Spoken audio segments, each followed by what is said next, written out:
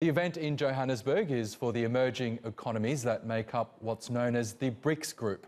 China's President Xi Jinping has already met his South African counterpart, Cyril Ramaphosa, to strengthen bilateral ties. Overall, China is the African continent's biggest economic partner and has promised to step up cooperation with all developing nations.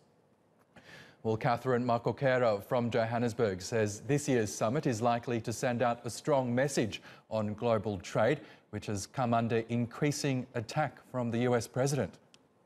This will definitely be a hot topic amongst the BRICS leaders that we have in Johannesburg this week, as well as the other leaders from African and emerging economies. Particularly as we've seen President Trump step up the threat against global free trade today with the announcement of new subsidies for American farmers. I think that what we would expect the BRICS to do is to have a very strong message confirming the multilateral trading system and the importance of a rules-based regime. Whether they'll be able to go much further than that as a group remains to be seen. The Chinese investment has been quite significant, particularly in terms of infrastructure, and that remains the main focus. Even the deals that we saw mentioned in South Africa yesterday, signed between China and South Africa, they relate to infrastructure.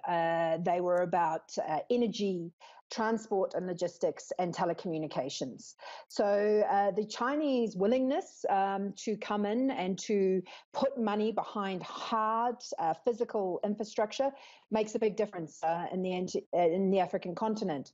What we still want to see, and what remains the challenge for the relationship with China and other African countries, is to see how China can help address challenges around unemployment, around industrialization. As we know, Africa still tends to export raw commodities to China, and African countries would like to see ways that they can move up the value chain.